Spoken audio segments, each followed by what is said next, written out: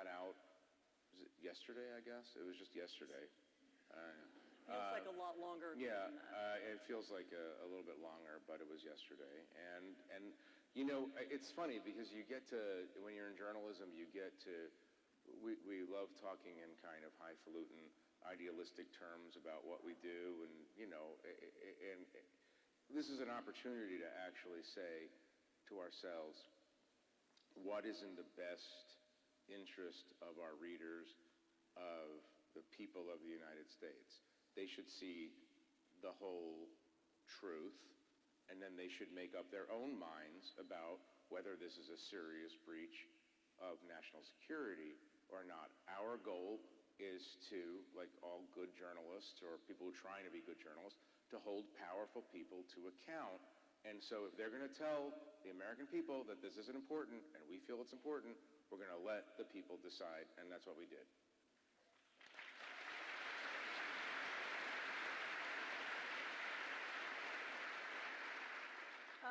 But let me return to the attack on you, because this is something that we know from other times and other places. I mean, it's not just something that the Trump administration does.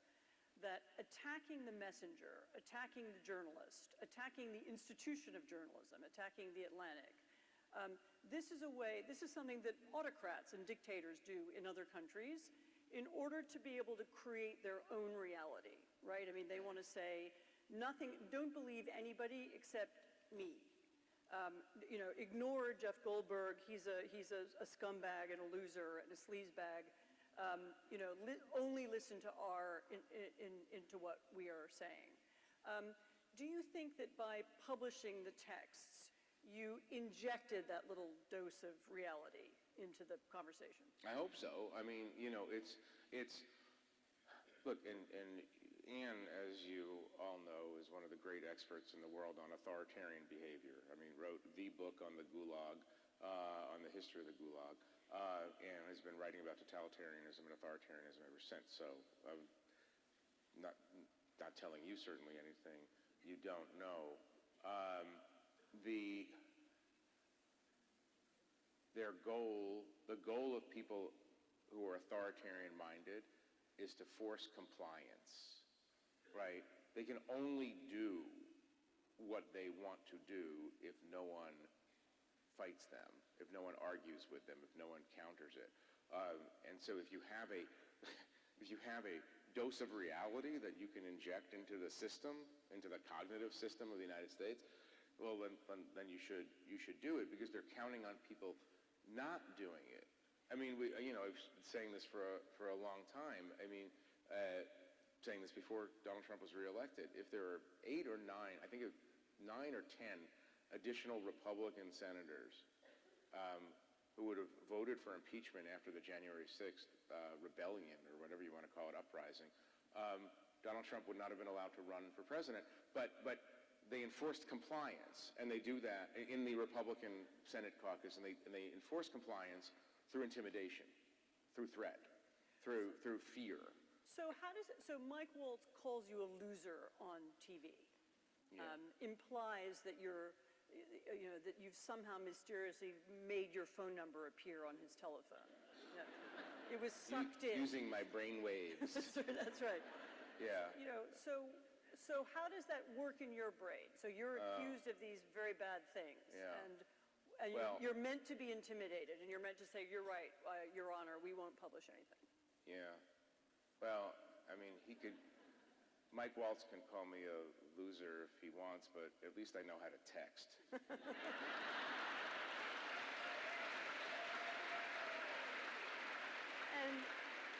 And did you break into his phone? Can I just tell you something? Yeah. Did I break into his phone? So one of my kids in our family chat, where you only use initials, right? Yeah, our family chat, which is now, entirely encrypted in code. I mean, most of our family chat consists of, does anyone have the Hulu password? I mean, that's basically the family chat, right? In our family chat, one of my kids, the day before last, said, the the most amazing thing about this story is that Daddy has learned how to take a screenshot.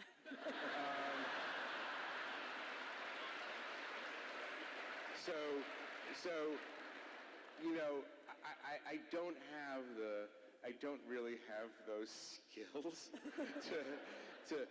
I mean, I think, this goes back to, what you're saying. You throw a bunch of stuff against the wall and you hope it sticks.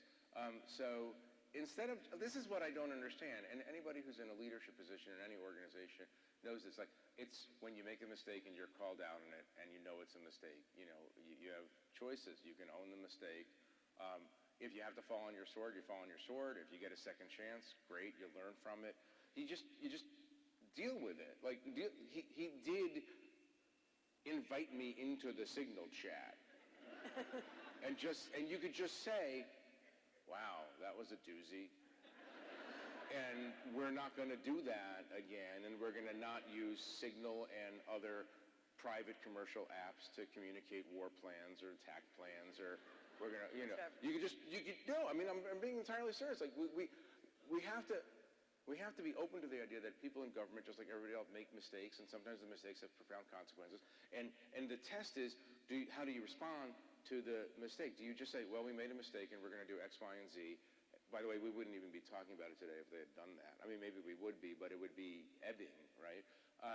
But the Waltz Hegseth tactic in this case was to say crazy things and push back in a way that and what I would say is, it's literally one of those situations where before you start calling a person, an editor, a magazine names, you should really make sure that that person doesn't have the receipts, because if you have the receipts, you're forcing us, in all seriousness, you're forcing us to say, actually, we're not lying. Here's the truth. Yeah, but there's something else here, which is that I'll be more definitive. Any other administration in recent years, Republican or Democrat, in which something like this or some similar incident took place, would have, at the very least fired somebody, or would have acknowledged that this was an important breach, or would have made some concession, and would not have merely focused on making up names about you. And so the question is, what's different about these guys? What is it that they're doing that's... what is... We only have 13 minutes 13 left. minutes and 4 seconds. What's different? I mean, I don't want to, I'm trying to repress my desire to make jokes about this whole thing, obviously. What's different is that the leader in this case, was taught from an early age, or learned either from his father or Roy Cohn, his first lawyer of note, a valuable lesson. You don't apologize, you don't explain, you double down. And by the way, it generally speaking works. Well, this is what I'm going to ask. Well, this is the thing, and we've talked about this. We're both, I think it's fair to say, admirers of John McCain, late John McCain. And in 2015, I guess it was 15, the summer of 15, Donald Trump is being interviewed about John McCain, who he doesn't like. And he says, I don't like people, he was talking about POWs, I don't like people who are captured, I don't like people who are shot down. I'm watching that and I'm thinking, according to the ordinary rules of political physics, that's the end of his campaign, right? For any American politician to say that about John McCain or any POW or any honored veteran is absurd, right? Especially and he's trying to get the nomination of a party that is associated with patriotism and support for the troops, et cetera, et cetera, et cetera. But then we watched in the coming days, he didn't apologize for it. He doubled down on it, and he just rode that wave. And so I realized then that I'm not understanding something crucial about politics in America, or about this party, or about what he's doing. He's discovered some kind of trick, right? Trick doesn't treat it seriously, right? He's discovered pathway to success that no other American politician that we can think of has ever discovered, which is you take the criticism and you turn it into, you refashion it into a weapon. Remember when people said America first, oh, Donald Trump, you can't say that. That was Charles Lindbergh's theme. That was what the Nazis were saying in America in the 30s. And he goes, I think it sounds great. Right. And then everybody's like, okay. And then they moved on to the next kind of moment, and it's like, that's kind of a political, I mean, maybe it's a dark art, but it's a genius dark art. I mean, there's something about it, to me, what he seems to have is, he does things that other people can't do. In other words, he keeps breaking taboos, and he keeps saying things, he has no self-control at all, so he can say... Well, maybe it is self-control. Maybe he knows. But something about it makes people admire it, Yeah. I'm not allowed to, I have to be careful, I have to be polite to people, and he doesn't have to. Well, as I said before, you're the expert, especially in the European context, Eastern European and Soviet and then Russian context. Why do, it's a genuine question, why do people, so many people, why are they drawn to the autocratic figure? Why is democracy not as popular as maybe you would think it would? Or the idea of democratic self-restraint, why is that not popular? I mean, so in almost every country on the planet where there is a harsh dictatorship, there are also people who want democracy. Sure. So, I've been in all kinds of strange places in the world. As you know, I was recently in Sudan. Yeah. You can go into very far corners of countries where there has never really been democracy, where there's a civil war, and you will meet somebody who says, what we need here is democracy. So there's a way in which people who live in the harshest societies understand intuitively that it's not fair. It's not fair that the judges are controlled by the leader. It's not fair that people have no influence over politics. It's not fair that people are treated unequally or that people don't have rights. So there is actually something intuitive about democracy as well as dictatorship. But what dictators usually do is they create, it goes back to what we were talking about a minute ago, they create an atmosphere of, it's a combination of fear and greed. In order for me to get ahead and keep my position, I need to play this role. Or they create a world in which it's very difficult for people don't have incentives to break out of it. Right.